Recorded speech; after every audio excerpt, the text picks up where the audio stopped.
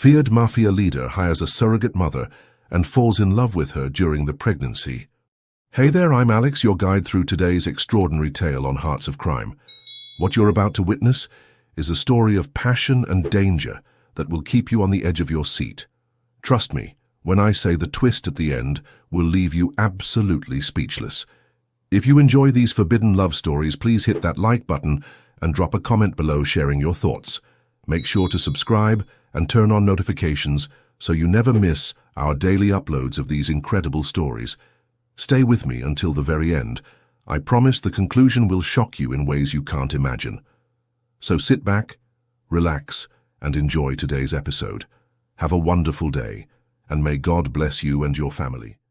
The first time Fiona Murphy stepped into Lorenzo Mateo E.'s mansion, she felt like prey. Not because of the armed men stationed discreetly around the perimeter, or the way the security cameras tracked her every move. It was his eyes, cold, calculating, assessing her worth as she sat across from him in his study. "You understand what I am asking?" Lorenzo S.'s voice was surprisingly soft for a man whose name was whispered in fear throughout the city. Fiona nodded, her hands clasped tightly in her lap to hide their trembling. "You want me to carry your child? My heir," he corrected, leaning forward slightly.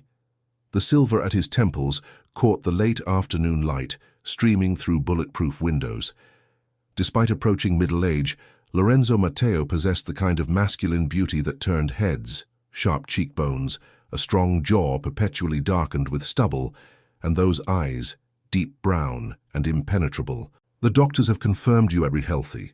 Your genetic background is satisfactory, and your financial situation is," he paused, "precarious enough to make my offer appealing." Fiona felt heat rise to her cheeks. Her precarious situation was putting it mildly. 3 years of nursing school debt, a brother with mounting medical bills, and an eviction notice taped to her apartment door just yesterday. When her friend Harriet had mentioned surrogacy as a lucrative option, Fiona had imagined a nice suburban couple, not this. $2 million, Lorenzo continued. "Half upon confirmation of pregnancy, half upon delivery. You will live here under my protection for the duration. My personal physician will monitor you.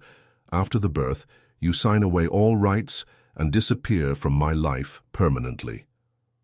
"And the mother?" Fiona asked, immediately regretting the question when his expression darkened. "There is no mother," he said flatly. "I've selected an egg donor with ideal characteristics.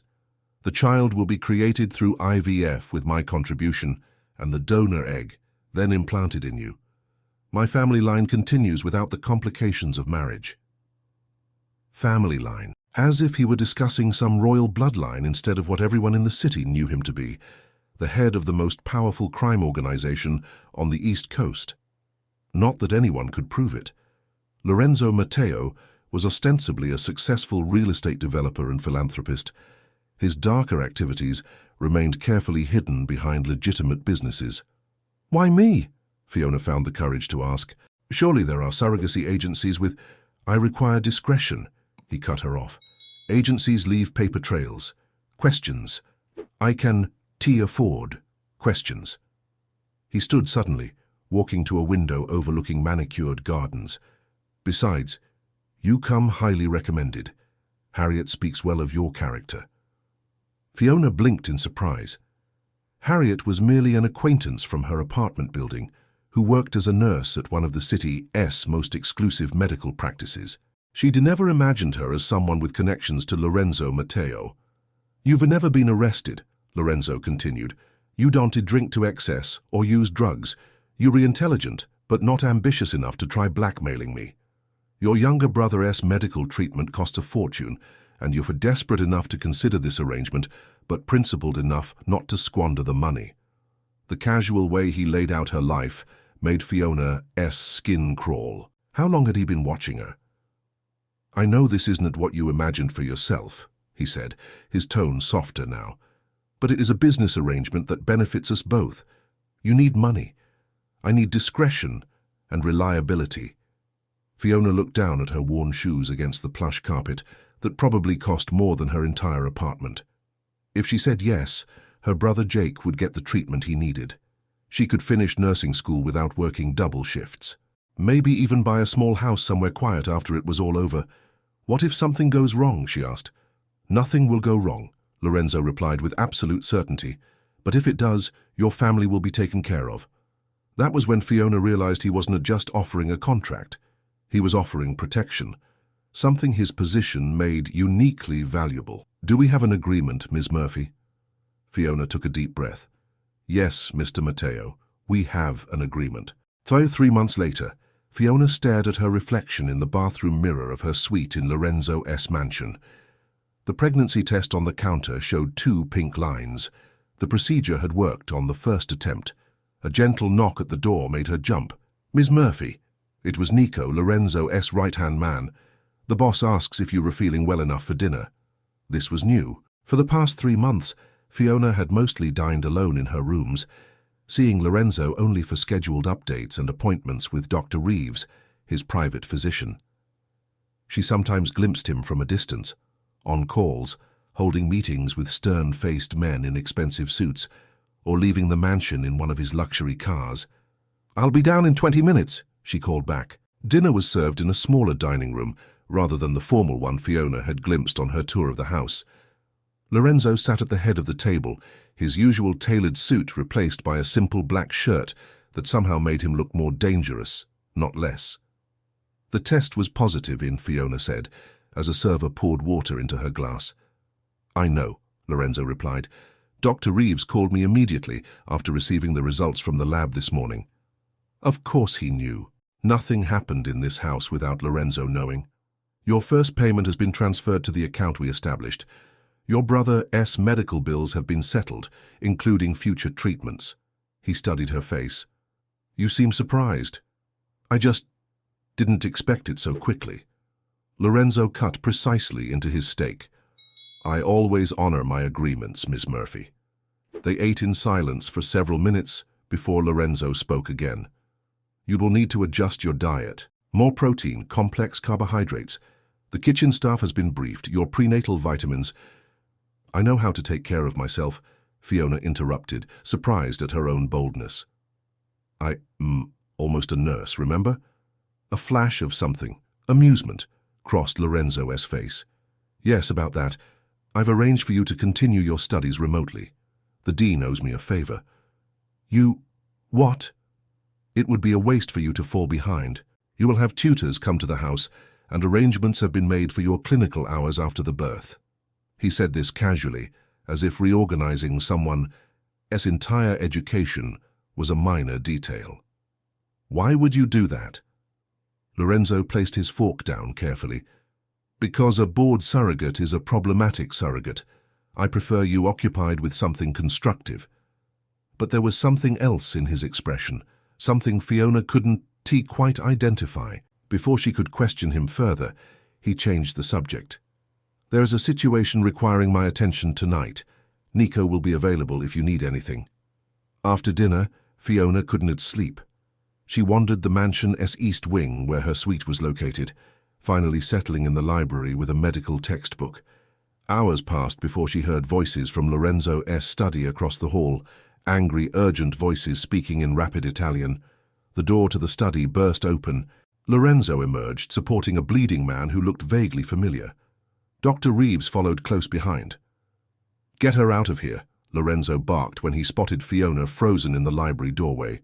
But before Nico could usher her away, Fiona was already moving forward. "I can help," she said, automatically assessing the wounded man.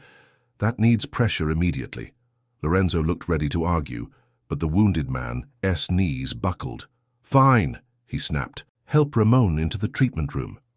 The treatment room, Fiona discovered, was essentially a fully equipped medical suite hidden behind a panel in Lorenzo's office. As Dr. Reeves worked to extract a bullet from Ramon's shoulder, Fiona assisted, falling easily into the procedures she'd practiced in clinicals. She felt Lorenzo watching her.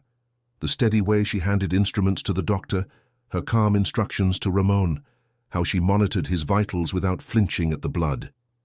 When it was over, and Ramon had been moved to recover in another room, Dr. Reeves pulled Lorenzo aside, speaking too quietly for Fiona to hear. She busied herself cleaning up, trying to process what she'd just witnessed. A man had been shot. This wasn't a movie. This was real violence with real consequences, a stark reminder of exactly who Lorenzo Mateo was. "You should rest," Lorenzo said suddenly beside her. "In your condition."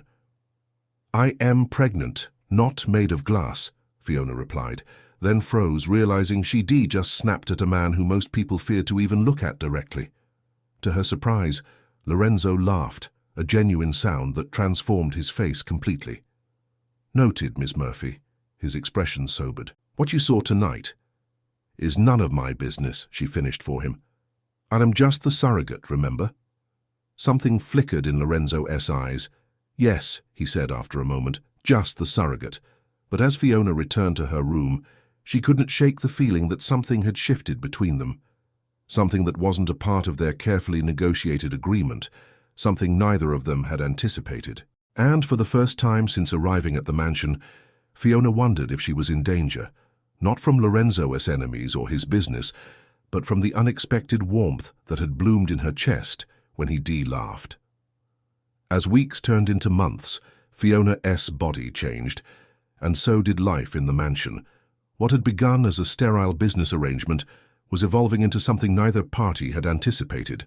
Lorenzo found himself increasingly drawn to the library in the evenings, where Fiona typically studied, bringing work that somehow never seemed as urgent as watching her absently twirl a strand of copper hair while deciphering complex medical texts. One evening, as spring storms lashed against the windows, Lorenzo entered to find Fiona asleep, medical journals scattered around her, one hand protectively curved over her slightly rounded belly. He stood motionless, struck by an unfamiliar sensation in his chest, something dangerously close to tenderness. "You should take a picture. It lasts longer," Fiona murmured without opening her eyes. Lorenzo cleared his throat, embarrassed at being caught staring. "You should sleep in a bed. The child is perfectly fine," she finished, stretching. "Did you need something, Mr. Mateo?" After several months under his roof, she still maintained the formality, though something in her tone had softened. The initial fear had given way to cautious familiarity. "Lorenzo," he said suddenly. "What? My name? Use it." He turned away, moving to pour himself a drink from the library's well-stocked bar. "Mr. Mateo makes me feel like my father." Fiona watched him, noting the tension in his shoulders. "Was that a bad thing, feeling like your father?" Lorenzo froze mid-pour, his knuckles whitening around the crystal decanter. For a moment, Fiona thought she'd crossed some invisible line, ventured too far into territory forbidden by their agreement. "My father," he finally said, resuming the pour with deliberate steadiness, "was a complicated man. That is what people say when they mean terrible, but I am obligated to show respect." A surprised laugh escaped him. "You were not wrong." He crossed to sit in the leather armchair opposite her. "He built everything I now control, but his methods were excessive, unnecessarily cruel. And yours aren't tea." The question slipped out before Fiona could censor herself. Instead of anger, Lorenzo's face showed something like consideration. "I prefer efficiency to cruelty. Fear is a tool, not the objective." He sipped his whiskey. My father didn't understand the difference. A comfortable silence settled between them, broken only by the sound of rain and distant thunder. For the first time, Fiona realized they were talking like normal people, not a crime lord and his hired surrogate, but simply a man and a woman sharing confidences. "I saw your brother's latest test results," Lorenzo said, changing the subject. "Dr. Reeves says the new treatment is working well." Fiona's eyes widened. "You've been monitoring Jake's treatment?" Lorenzo shrugged as if it were perfectly normal to keep tabs on the medical progress of his surrogate's family members. "The agreement was for me to cover his care. I always verify that my investments are performing as expected." "He's not an investment," Fiona said sharply. "He is my brother." "Poor choice of words," Lorenzo conceded with a slight incline of his head. "But the point stands. His doctors report improvement. You should be pleased." Before Fiona could respond, a sharp knock interrupted them. Nico appeared at the library door, his expression taut. "Boss, We have a situation. Lorenzo was on his feet instantly, his relaxed demeanor vanishing. "Excuse me," he said to Fiona, already moving toward the door. "Is it the Colombians?" she asked, surprising both men. Lorenzo turned slowly, his gaze sharpening. "How do you know about the Colombians?" Fiona sighed. "These walls aren't as thick as you think, and your men talk when they think no one is listening." She met his gaze steadily. "I am not stupid, Lorenzo. I know what you do." Something dangerous flickered in his eyes. "Then you should know better than to ask questions." After they left, Fiona sat alone, wondering if she made a terrible mistake. Despite the increasing warmth between them, she had just received a stark reminder of who Lorenzo Mateo really was. Not the man who checked on her brother's treatment, or who sometimes left rare medical texts on her nightstand, with notes marking passages he thought might interest her, but the man whose business involved bleeding men and clandestine meetings. Hours later, unable to sleep, Fiona made her way to the kitchen for tea. The mansion was unnervingly quiet.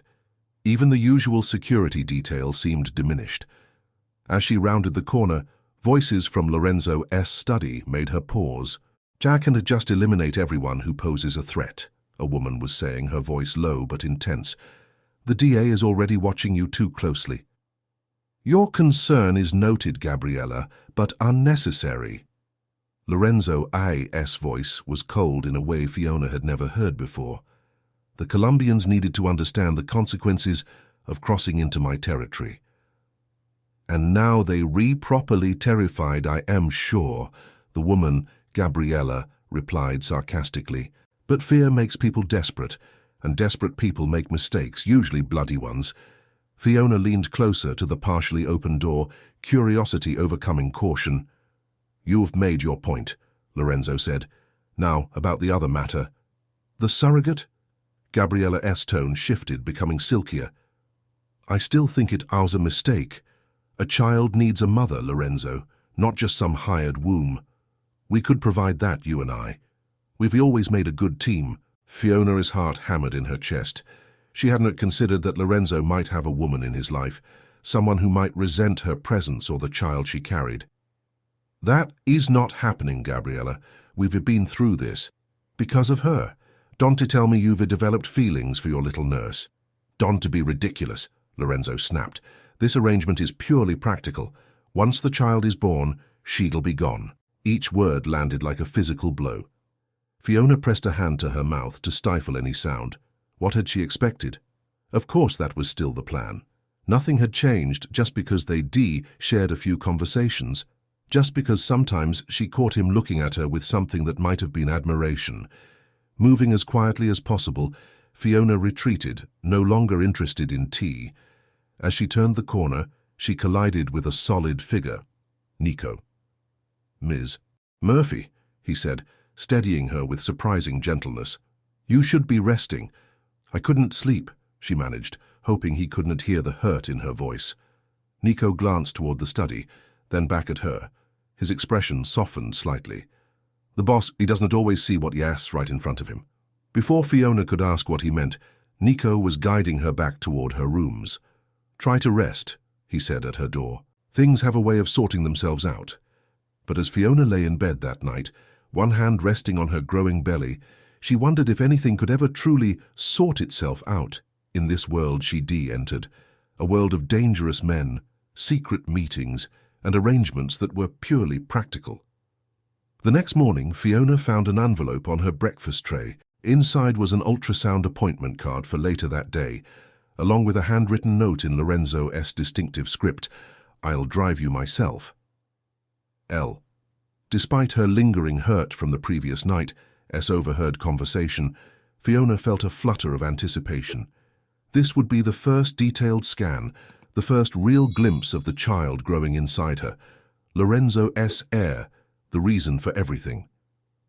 The drive to the private medical facility was mostly silent. Lorenzo seemed preoccupied, checking his phone repeatedly and issuing terse instructions to someone on the other end. Fiona stared out the window at the city passing by, her first glimpse of the outside world in months. "You were quiet," Lorenzo observed, as they pulled into an underground parking garage. Just nervous, I guess. It wasn't entirely a lie. Appointments always made her anxious, but today her nerves were compounded by the confusion about her feelings toward the man beside her, a man who saw her as nothing more than a hired womb. Dr. Reeves met them personally, escorting them through a private entrance to a state-of-the-art examination room. As Fiona lay on the table, watching the monitor while the doctor performed the ultrasound, she was acutely aware of Lorenzo standing rigidly nearby, his eyes fixed on the screen. "There we are," Dr. Reeves said, pointing to the grainy image. "Looking perfectly healthy. Strong heartbeat, all measurements on track." He moved the wand slightly. "Would you like to know the sex?" Lorenzo stepped closer, his expression unreadable. "Yes." "Congratulations, Mr. Mateo, you're having a daughter." A daughter. Fiona watched Lorenzo's face, expecting...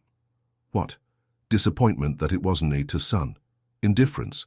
Instead, she saw his eyes widen slightly, his posture soften.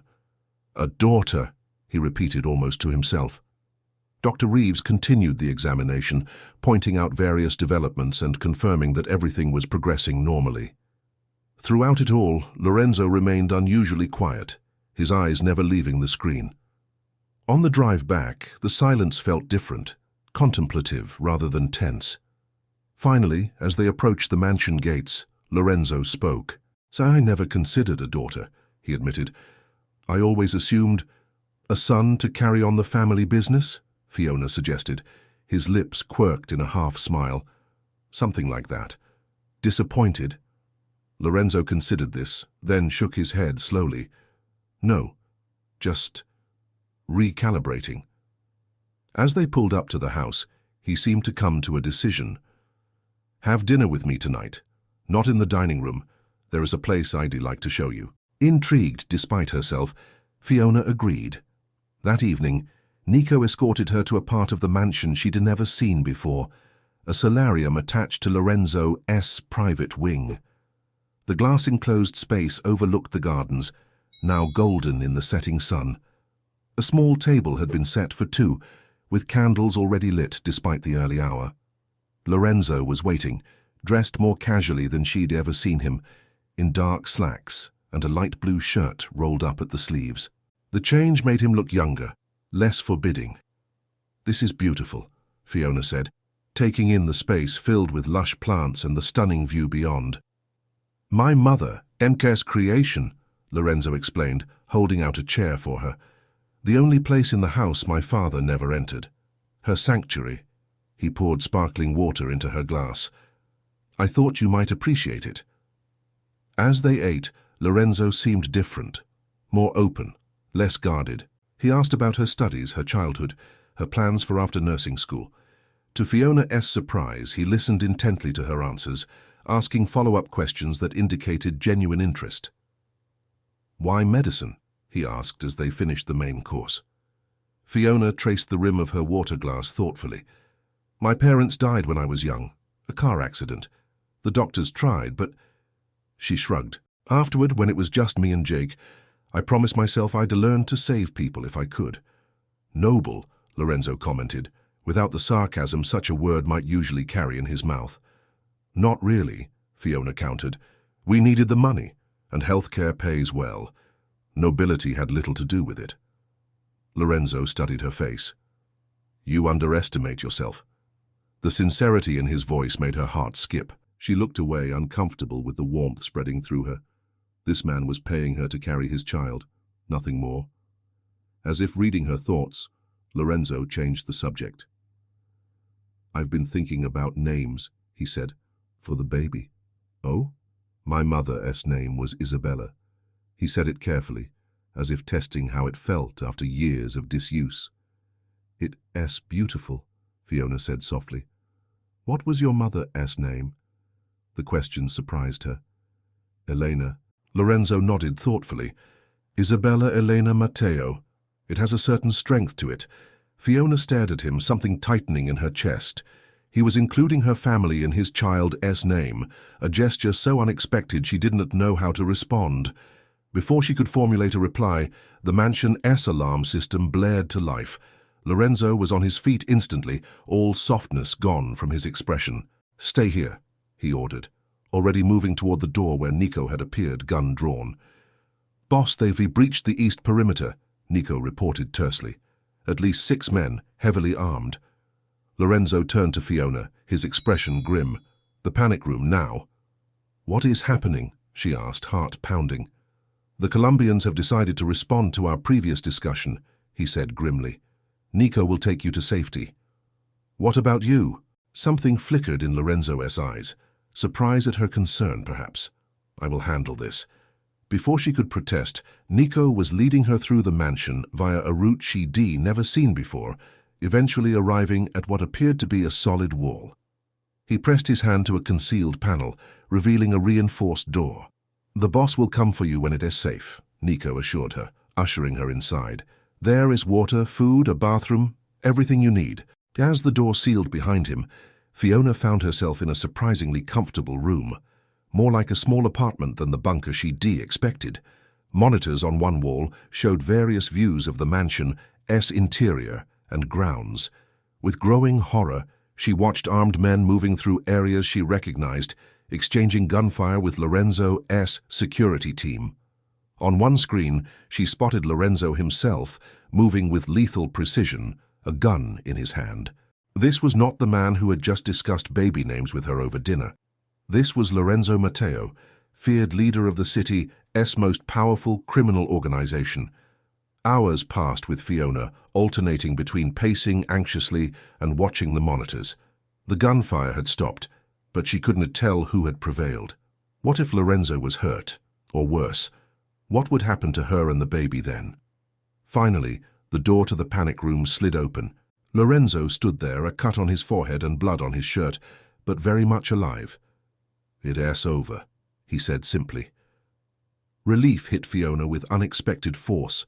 Without thinking, she crossed to him, her hands moving to his face, examining the cut with professional detachment that belied her racing heart. "You need stitches," she said, her voice steadier than she felt. Lorenzo caught her wrist gently, his eyes searching hers. "You're reconcerned about me," he observed, sounding almost puzzled. "Of course I am," Fiona replied. "You re-bleeding in front of a nurse, professional obligation." A smile touched his lips. "Of course, professional obligation." But as she helped him to the mansion's medical room to treat his wounds, both knew something had fundamentally changed.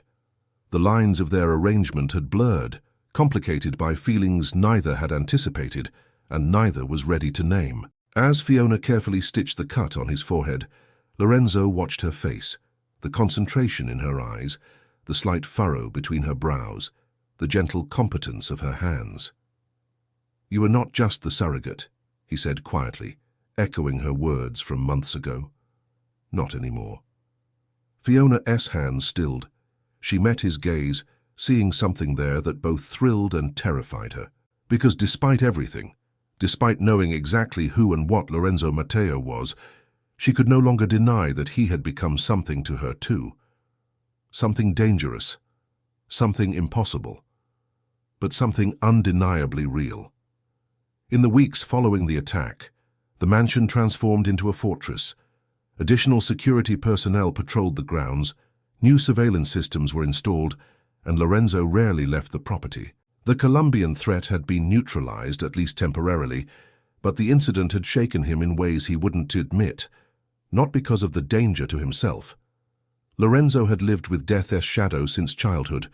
What terrified him, what kept him awake at night staring at security feeds, was how close Fiona had come to being caught in the crossfire. She carried his child, his daughter, but the gut-wrenching fear he had felt when the alarm sounded had little to do with the baby and everything to do with the woman herself.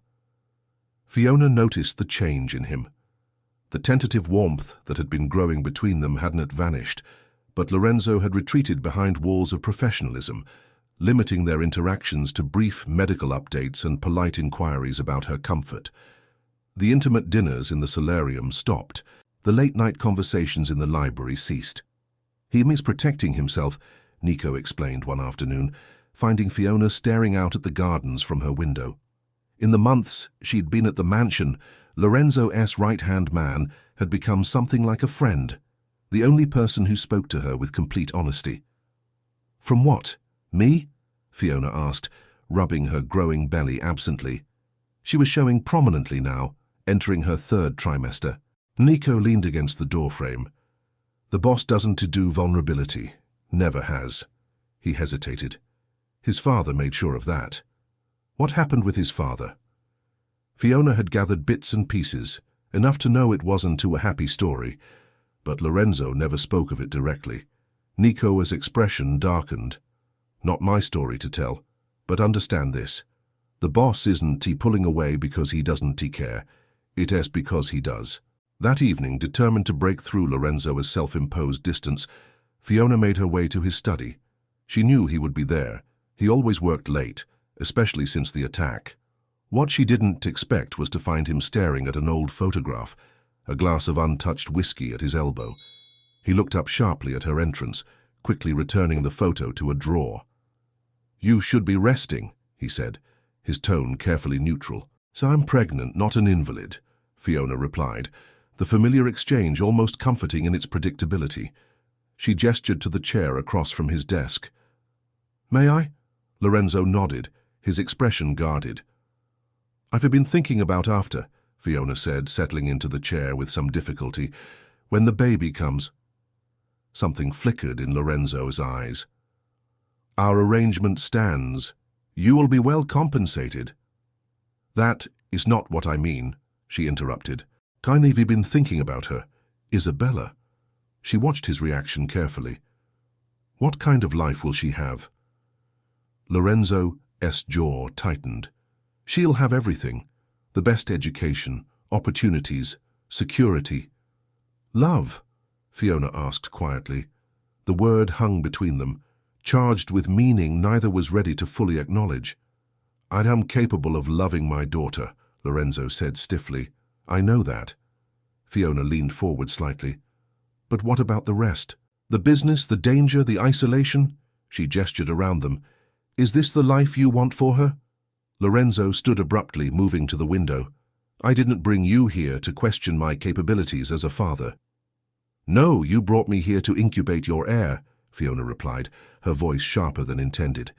"But circumstances have changed, wouldn't you say?" He turned to face her, his expression unreadable. "What are you asking, Fiona?" It was the directness of her name on his lips that gave her courage. "I am asking what you want. Not what you planned or what you arranged or what you think is practical.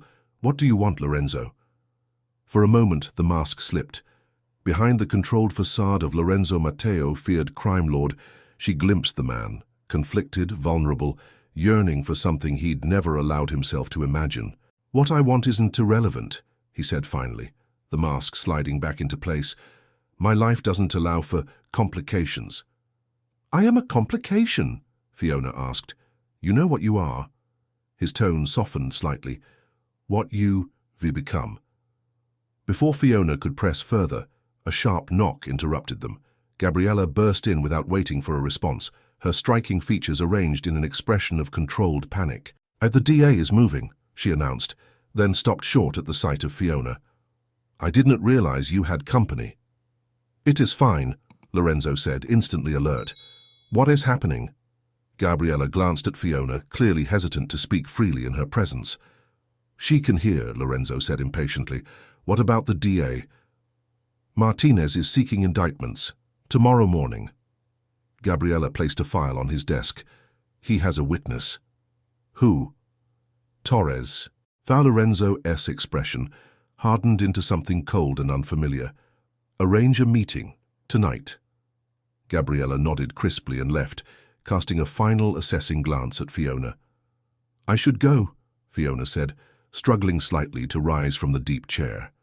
Lorenzo moved to help her, his hand gentle on her elbow. The brief contact sent warmth through her that had nothing to do with pregnancy hormones. "This is my world, Fiona," he said quietly. "This is what Isabella would be born into. Threats, betrayals, necessary evils." His eyes held hers. "You were right to question it." Before she could respond, he released her arm and stepped back, the professional distance reasserting itself. "Get some rest. Dr. Reeves will be here in the morning for your checkup. As Fiona returned to her rooms, she couldn't shake the feeling that something irrevocable was about to happen. Something that would determine not just her future, but Lorenzo S. and Isabella S. as well. The next morning, Fiona woke to the sound of urgent voices in the hallway. She opened her door to find the mansion in chaos. Security personnel rushing about, Nico barking orders, tension thick in the air. "What S happening?" she asked, catching Nico S' arm as he passed. His expression was grim. "The boss has been arrested. The DA moved faster than we anticipated." Fiona felt the blood drain from her face. Arrested? On what charges? Everything they could think of. RICO violations, money laundering, conspiracy. Nico glanced around, then lowered his voice. "Their witness is solid. Someone from inside the organization with years of documentation." Torres, Fiona guessed, remembering the name from the previous night. Nico's eyes narrowed. "How do you know about Torres?" "I overheard Gabriella telling Lorenzo last night." Fiona placed a protective hand on her belly, suddenly aware of how vulnerable she and the baby were. "What happens now?" "To the baby? To me?" Nico's expression softened slightly. "The boss prepared for this possibility. There are contingencies in place." He checked his watch. "I need to get to the courthouse. Harriet will stay with you." As if on cue, Harriet appeared, the friend who had originally connected Fiona to Lorenzo. In the months since, Fiona had learned that Harriet was just a nurse. She was Lorenzo's cousin, and one of the few people he trusted implicitly. "Everything will be fine," Harriet assured her, guiding Fiona back to her room. "Lorenzo has the best lawyers in the country. He has survived worse." But as the days passed, even Harriet's optimism began to waver. Lorenzo remained in custody, denied bail as a flight risk. The evidence against him was substantial: financial records, witness testimony, surveillance recordings spanning years of criminal activity. Cut off from direct information, Fiona pieced together what she could from overheard conversations and news reports. The case against Lorenzo was strong. If convicted, he faced decades in prison. One evening, nearly a week after the arrest, Gabriella appeared at Fiona's door. "We need to talk," she said without preamble, entering the room uninvited. Unlike their previous encounters, Gabriella looked disheveled, her usual polish dulled by exhaustion. "About Lorenzo?" Fiona asked. Setting aside the book she'd been pretending to read, Gabriella studied her with sharp eyes. "About what happens next? To you, to the child, to all of this." She gestured vaguely at their surroundings. "Lorenzo left instructions. In the event of his extended absence, you are to be provided for. The child will inherit everything through a complex trust structure." "I don't care about the money," Fiona said. "Of course you don't," Gabriella replied, surprising Fiona with what sounded like genuine respect. "That's why he chose you." "I thought you were involved with him," Fiona ventured. Gabriella's laugh held no humor. "Lorenzo and I have history, but not the kind you're reimagining. I'm his attorney, his advisor, occasionally his conscience when he'll listen." She sat on the edge of Fiona's bed, suddenly looking very tired. "And now, I am the only one who can save him." "How?" "By making a deal with the devil." Gabriella leaned forward. "The DA wants Torres' testimony to be unimpeachable, but there is a weakness in his case, a gap in the documentation that only Lorenzo can fill." Understanding dawned slowly. "They want Lorenzo to turn on someone else." Gabriella nodded. "The Colombians, specifically their leader, Ramirez. The DEA has been after him for years.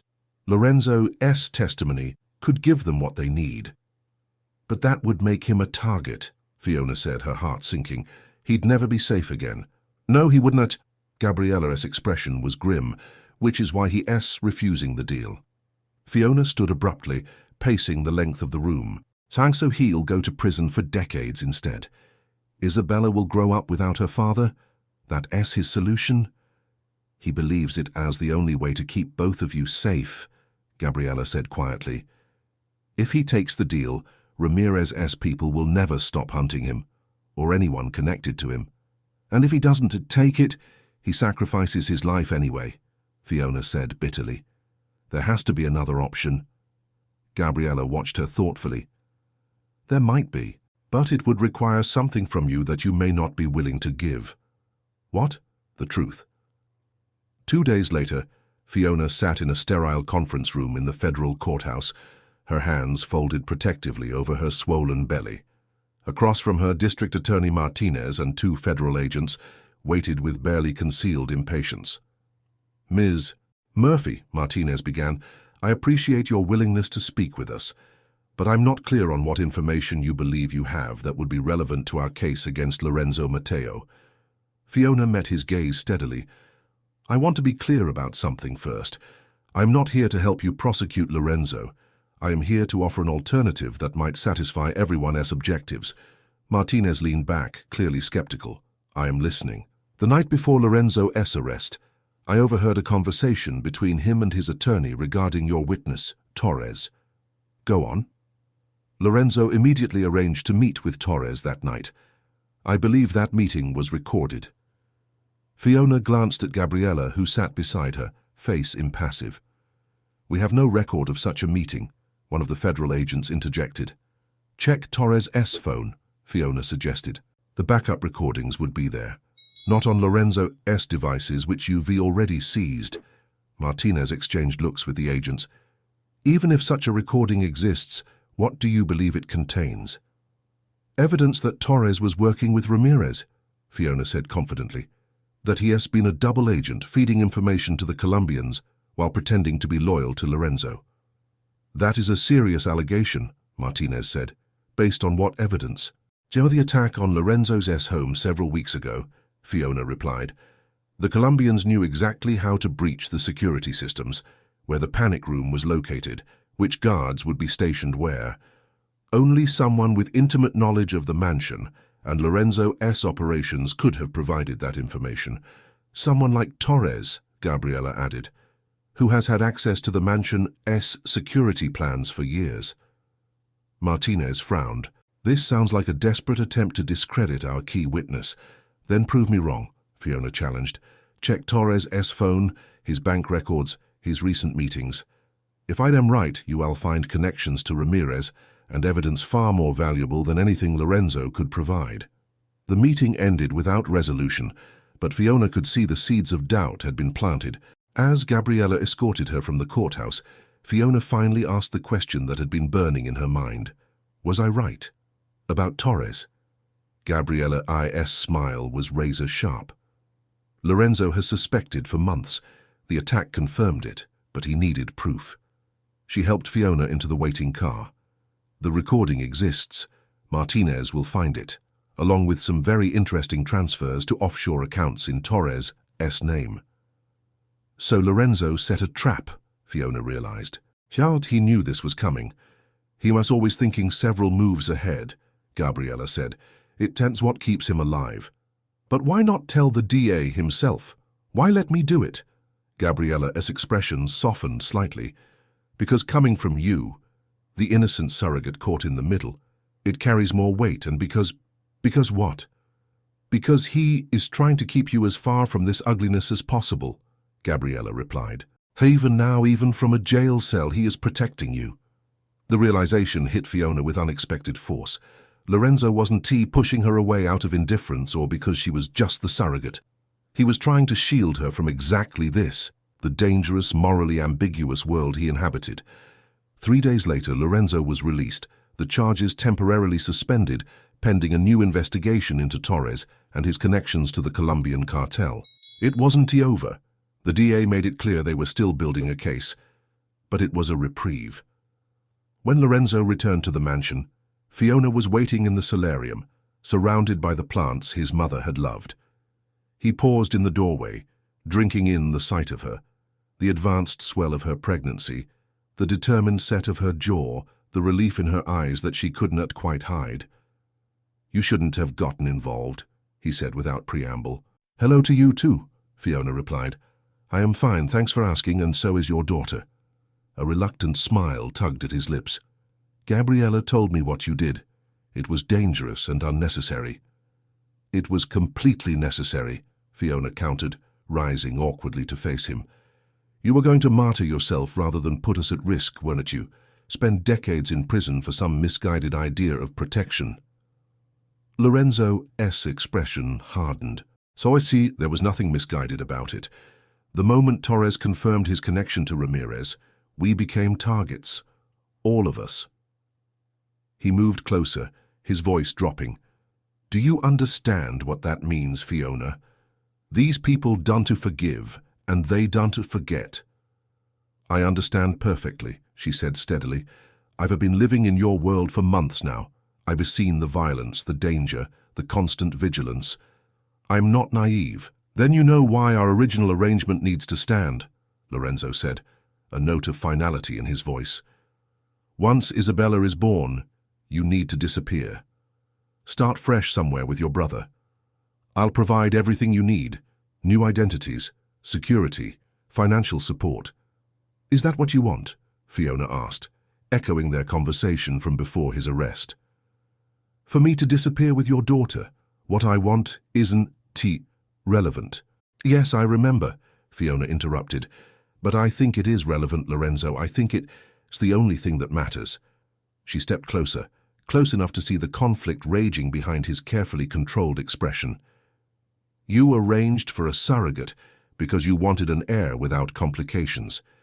But life is complications. Love is complications. Lorenzo stilled. Love? Yes, love, Fiona said, refusing to back down now. The thing you have been running from since I met you. The thing you were terrified of more than Ramirez or the DA or anything else. She placed a hand on his cheek, feeling the slight tremor he couldn't suppress. The thing that's been growing between us for months, whether you want to admit it or not. For a long moment, Lorenzo was motionless, caught between decades of carefully constructed walls and the undeniable truth of her words. Then, with a sound that was almost a groan, he pulled her as close as her pregnant belly would allow, his forehead resting against hers. I cannot give you a normal life, he whispered. I don't know how. I am not asking for normal, Fiona replied. I am asking for real. For Isabella to have both parents who love her. For us to find a way forward together. Lorenzo pulled back slightly, studying her face. You know who I am, what I've done. I know who you're trying to be, Fiona corrected. I've seen it with me, with the plans for Isabella, even with how you run your business. You've been trying to build something different from what your father created. Something shifted in Lorenzo's expression, surprise, then a cautious hope. You see that? I see you, Fiona said simply. All of you, the good and the bad, and I am still here. Lorenzo's hand moved to her belly, where Isabella chose that moment to deliver a particularly enthusiastic kick. He smiled, a real smile that transformed his entire face. She has your spirit already. Poor you, Fiona teased, outnumbered by stubborn women. Lorenzo's expression sobered. If we do this, if we try to build something together, it won to be easy. Ramirez is still out there. My business, while legal on paper, involves elements that can be completely sanitized overnight. I'm not asking you to become someone else, Fiona said. I'm asking you to let me in, to let Isabella in, to build a life that includes love alongside all the complicated parts. Instead of answering with words, Lorenzo kissed her, tentatively at first, then with growing certainty. It was an answer more honest than anything he could have said, a promise and a beginning. Some 18 months later, Fiona stood in the garden of their new home, a sprawling property far from the city, surrounded by acres of privacy and multiple layers of discreet security. Isabella toddled nearby, chasing butterflies with determined concentration, her dark curls bouncing with each step. So much had changed. The original mansion had been sold, Lorenzo's business interests restructured to focus exclusively on legitimate enterprises. The transition hadn't been without challenges, threats from old enemies, skepticism from legal authorities, the complex process of extracting from activities that had defined Lorenzo's life for decades. But step by step, they had built something new. Something neither of them had imagined possible when they'd first entered into their surrogacy arrangement. Gabriella had proven instrumental, using her legal expertise to navigate the complex process of legitimizing Lorenzo's empire. Nico remained a constant presence, heading security for the family with the same unwavering loyalty he'd always shown. Harriet visited often, delighting in her role as Isabella's honorary aunt. Even Jake, now fully recovered from his illness, had found a place in their unconventional family, managing the charitable foundation Lorenzo had established, one focused on providing medical care to children whose families couldn't afford treatment. "Penny for your thoughts," Lorenzo said, appearing beside Fiona and wrapping an arm around her waist. "Just thinking about how far we've come," she replied, leaning into him. "So did you ever imagine this when you first proposed your practical arrangement?" Lorenzo chuckled, the sound no longer rare as it once had been. Not even close. He watched as Isabella abandoned the butterflies to examine a particularly interesting rock. "I thought I was securing my legacy. I never expected to find a future." "Was it worth it?" Fiona asked, turning to face him. "Giving up the old life?" Saw Lorenzo's eyes, once so cold and impenetrable, now warmed as they met hers. "I didn't give up anything that matters," he said, his voice soft with certainty. "I gained everything." As if sensing she was the topic of conversation, Isabella tottered over, proudly presenting her father with the rock she'd discovered. Lorenzo crouched to accept the gift with appropriate solemnity, then swept his daughter into his arms, her delighted laughter filling the garden. Fiona watched them, this fierce man and the tiny girl who had completely captured his heart, marveling at how life's strangest turns could lead to its greatest joys. The agreement that had brought them together, a cold business arrangement between a powerful man and a desperate woman, had transformed into something neither could have anticipated, a family built on choice rather than obligation, on love rather than practicality. It wasn't perfect. There were still shadows from the past, precautions that most families never had to consider, compromises that sometimes felt impossible to navigate. But it was real as the child who carried both their bloodlines, as real as the love that had grown despite every obstacle.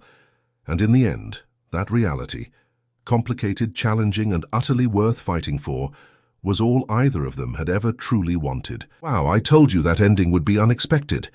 If you enjoyed this story, please give this video a thumbs up and share your reactions in the comments. Don't forget to subscribe to Hearts of Crime for more captivating stories, just like this one every single day. Click on the video appearing on your screen right now for another incredible tale of love in the criminal underworld. Thank you for watching until the end. May God bless you and your family, and I'll see you in the next video.